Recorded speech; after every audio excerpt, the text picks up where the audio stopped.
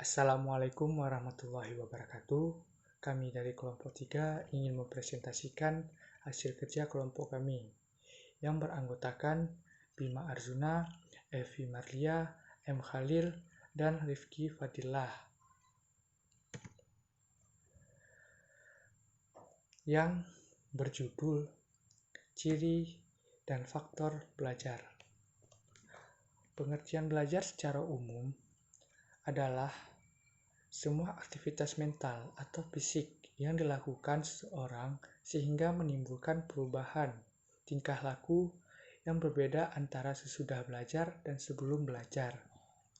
Belajar juga didefinisikan sebagai proses perubahan di dalam kepribadian manusia dan peningkatan kualitas dan kuantitas tingkah laku seperti peningkatan kecakapan, pengetahuan, sikap, kebiasaan, pemahaman, keterampilan, daya pikir, dan kemampuan-kemampuan lainnya. Arti belajar menurut KBBI.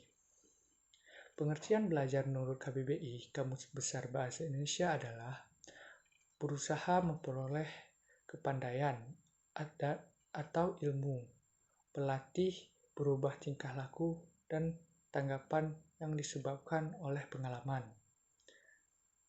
Selanjutnya akan dipresentasikan oleh Khalil. Assalamualaikum warahmatullahi wabarakatuh. Saya akan melanjutkan presentasi dari Bima Arjuna. Saya akan mengatakan definisi belajar menurut para ahli. Yang pertama ada menurut Winkel.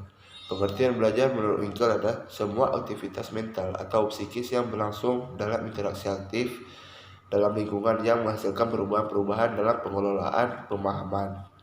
Yang kedua adalah menurut Muhammad Surya. Definisi belajar adalah suatu proses usaha yang dilakukan individu untuk memperoleh suatu perubahan tingkah laku yang baru keseluruhan sebagai hasil pengalaman individu sendiri dalam interaksi dengan lingkungan. Kesimpulannya bisa diambil dari kedua pengertian di atas, bahwa pada prinsipnya belajar adalah perubahan diri dari seseorang. Yang ketiga adalah menurut Nasution. Pengertian menurut Nasution adalah definisikan sebagai proses untuk menambah dan mengumpulkan sejumlah pengetahuan. Baiklah, selanjutnya ciri-ciri belajar. Belajar dibedakan dengan kematangan. Kematangan adalah sesuatu yang dialami oleh manusia karena perkembangan bawaan. Kematangan umumnya ditandai oleh adanya perubahan-perubahan pada diri seseorang, baik yang bersifat fisik maupun psikis. Yang kedua, belajar dibedakan dari perubahan kondisi fisik dan mental. Perubahan tersebut bisa berupa dari tidak tahu menjadi tahu, dari tidak mengerti menjadi mengerti, dan perubahan fisik dari kecil menjadi besar. Yang ketiga, hasil belajar relatif menetap. Perubahan tingkah laku yang sifatnya relatif tidak menetap bukanlah karena proses belajar. Orang setiap kali dapat berubah. Perubahan-perubahan demikian tidak sama dengan perubahan-perubahan dengan belajar. Oleh karena itu, tidak semua perubahan yang ada pada diri seseorang dianggap sebagai hasil belajar. Menurut Slameto, ciri-ciri perubahan tingkah laku sebagai hasil dari proses belajar ialah perubahan terjadi secara sadar, bersifat menetap atau kontinu dan fungsional, bersifat positif dan aktif, memiliki tujuan dan terarah, meliputi segala aspek tingkah laku individu. Dapat disimpulkan bahwa ciri-ciri belajar ialah adanya perubahan yang terjadi secara sadar, di mana tingkah laku seseorang menjadi lebih baik dan sifatnya menetap sebagai hasil dari latihan dan pengalaman. Baiklah, selanjutnya saya akan mempresentasikan faktor yang mempengaruhi hasil belajar. Hasil sebagai bentuk gambaran keberhasilan individu setelah menyalurkan bakat, minat, dan motivasinya dalam kegiatan belajar. Jadi, presentasi belajar tidak terlepas dari faktor internal maupun eksternal. Faktor-faktor yang mempengaruhi hasil belajar siswa adalah 1. Faktor psikologi. Menurut Sadirman, bahwa faktor-faktor psikologi yang dikatakan memiliki peranan penting dalam aktivitas belajar karena dipandang sebagai cara-cara berfungsinya pikiran siswa dalam hubungan dengan pemahaman bahan pelajaran, sehingga penguasaan terhadap bahan pelajaran yang disajikan lebih mudah dan efektif.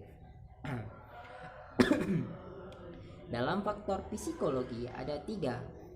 1. Motivasi. Motivasi menurut Sadirman bahwa motivasi yang berkaitan dengan aktivitas belajar itu yaitu 1. Mengetahui apa yang akan dipelajari dan memahami mengapa hal tersebut harus dipelajari. Kedua, konsentrasi. Konsentrasi yang dimaksudkan memutuskan segenap kekuatan perhatian pada suatu situasi belajar. Unsur motivasi dalam hal ini sangat membantu tumbuhnya proses pemutusan perhatian. Ketiga, reaksi. Di dalam kegiatan belajar diperlukan keterlibatan unsur fisik maupun mental sebagai wujud reaksi.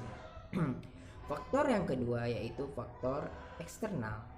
Faktor eksternal terbagi lagi menjadi 3. Yang pertama yaitu lingkungan keluarga. Lingkungan keluarga yang kondusif terhadap aktivitas belajar siswa maka memungkinkan siswa untuk aktif belajar. Yang kedua, lingkungan masyarakat.